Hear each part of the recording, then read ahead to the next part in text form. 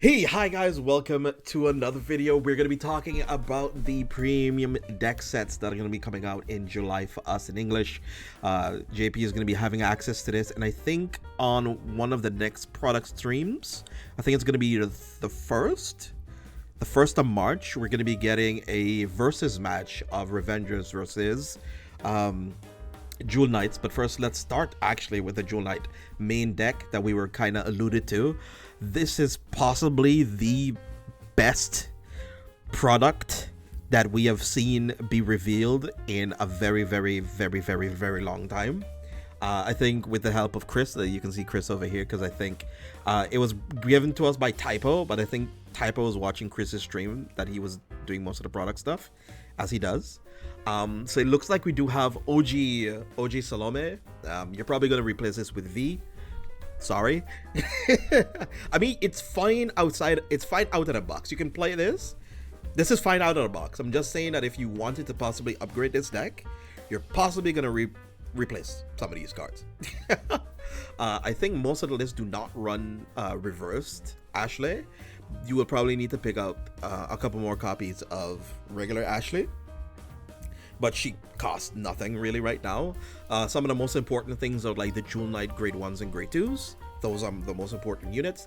And we have one of the most important rear guards to ever have been printed in Jewel Knight Swordmy, which is a grade 2 that can counterblast special counterblast 1. So you need to counterblast a special Jewel Knight name in your damage zone to superior call a grade 1 or less Jewel Knight out of your deck. And you usually want to get the Claudia, I think is her name. You get this out to the deck, then you reveal, then you get to add, and you get more combo attacks on the turn. It seems for the most of the main deck, it's kind of staple.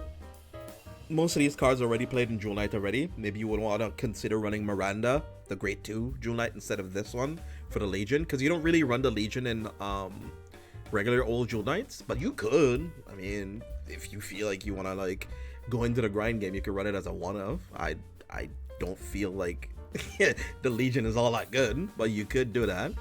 Everything else is kind of staple. We have Overtrigger, the Keter Overtrigger. You could probably replace this with Blue Overtrigger, but right now out of the box, fantastic still.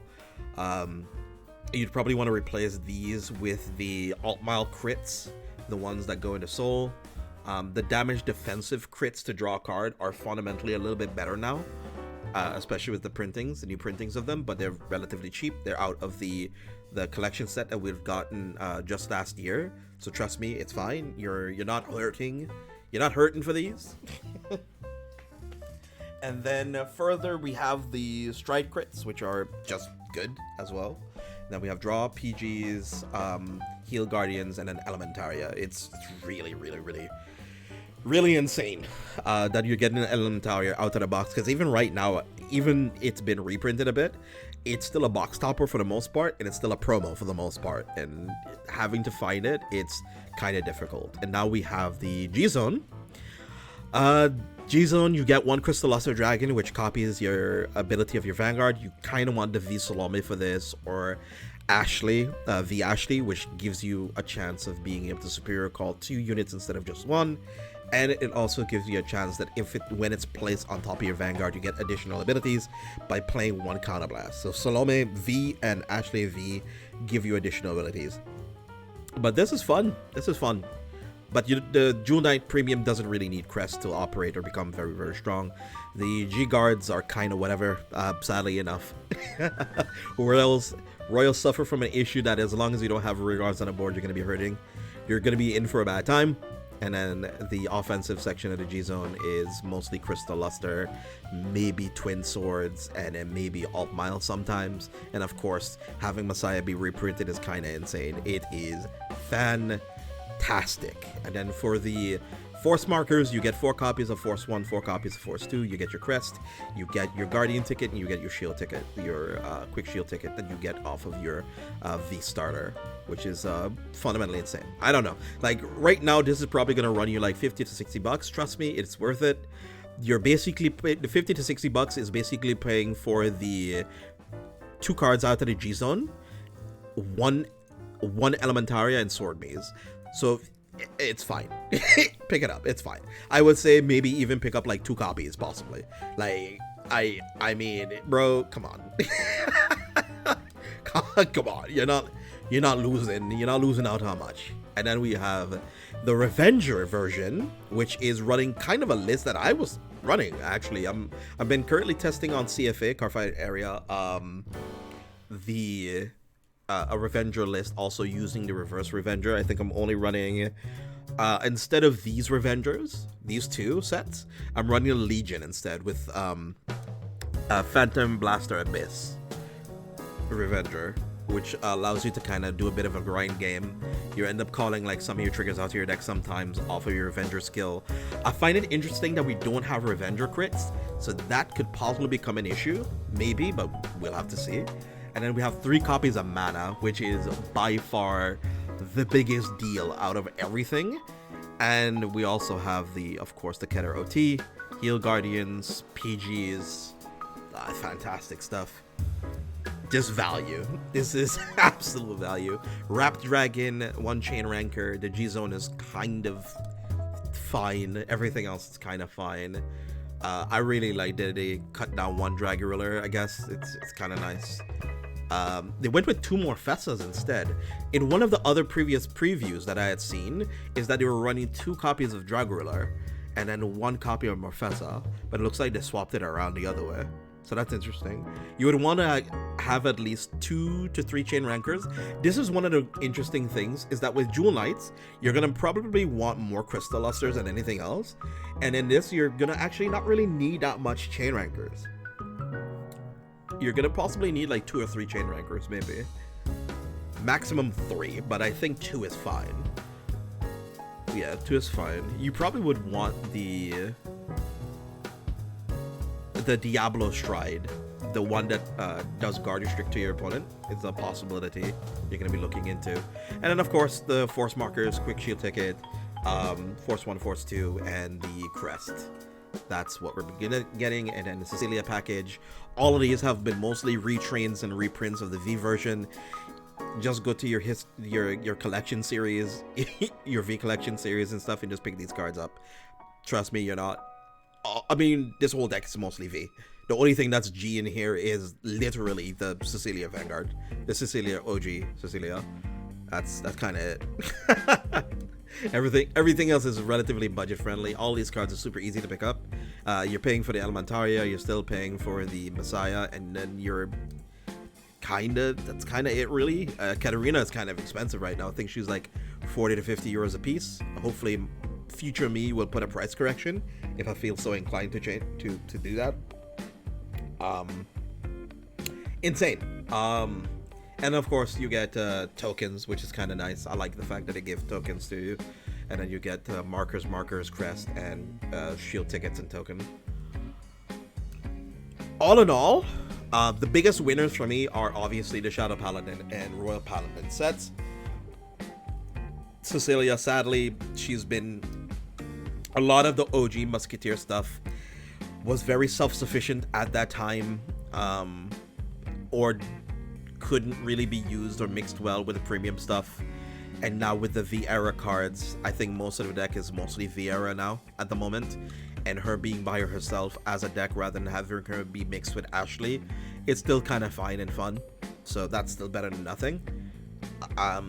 Overall, still a pretty fun deck if you want to play something plant related. If you want to play with cool plant tokens, go for it. All in all, I really find this is a fantastic deck. Would it make sense to run 3 of the V Raging forms just to scale up, or is it a bad idea because you have to ride Limit Break Raging form? Your crest only works with Limit Break, sadly. You could alternatively go into reverse after if you're gonna try to go for a double Vanguard restand, but sadly enough, it kind of needs the OG.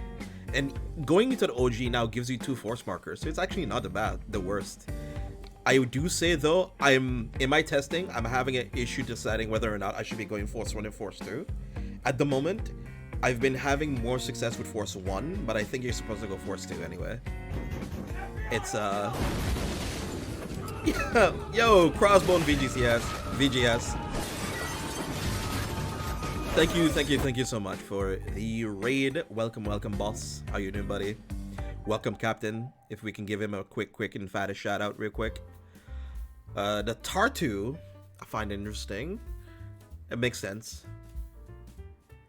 Career Vengeance Theory is looking like 4 Slay, 1 Raging, 1 G Raging, 3 V Raging, and then play around with other ratios. So this is what I've been currently cooking up with my version of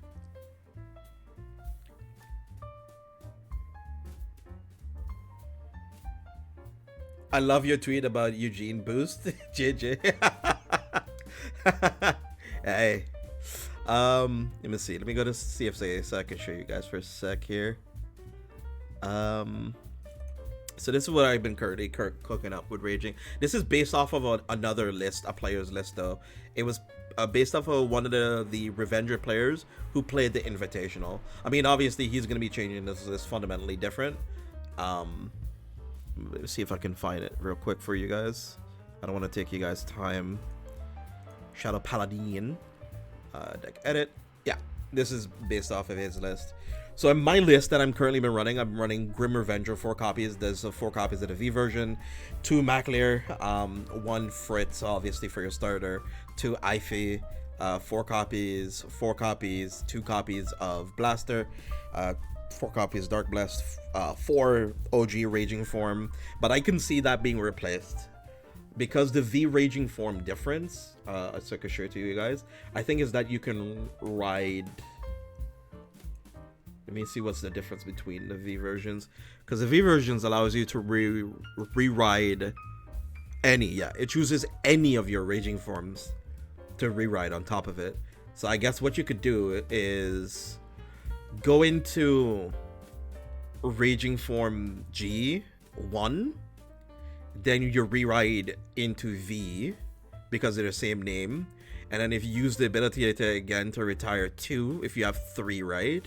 And then you could go into reverse after. So you could potentially 3 Vanguard swings, 3 to 4 Vanguard swings, depending on how your board is situated. And then you can have the top end be a Phantom Blaster Abyss with a Chain Ranker finish. And then you can guard restrict on your opponent. And the G-Zone, the Dark Dragon Phantom Blaster Diablo is the one I would recommend you guys running if you have the room to. I think it's a really efficient card. Yeah, it's a bit more Vanguard attacks. You can hedge your bets and go 2-on-2 as well, because you really want to get your crest off. Like, it's very, very important for you to get your crest. But the retirement skill does require you to be on Limit Break Raging Form though. So you can't retire if you're not on Raging Form Limit Break. And the skill of this cost reduction is also your Vanguard needs to be Limit Break Raging Form. So you need to kind of find a way to mitigate that issue.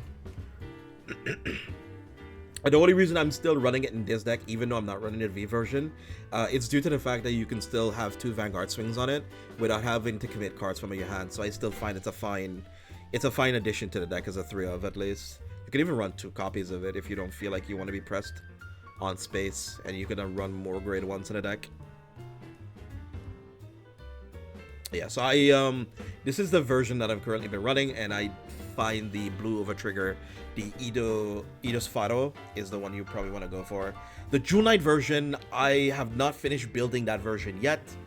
I still need to kind of tweak that list a little bit more, but overall I think you can just go on Vanguard Paradox by Fuzzy Paradox. They have a fantastic site that shows you a bunch of cool deck lists, and there's some premium deck lists you can kind of tweak, and you could just use that as an analog to direct you to a build that you can enjoy for yourself. So with that being said, we are going to be chilling out here in the Twitch on twitch.tv/GG Mr. Rogers. Don't also forget that we're going to be hosting a remote fight tournament on the 31st of March, 12 p.m. CET CEST. It's going to be sponsored by Phoenix Pharaoh Cards. It's going to be a winner box tournament, $15 US dollar entry, and then hopefully you guys enjoy yourself. Take care.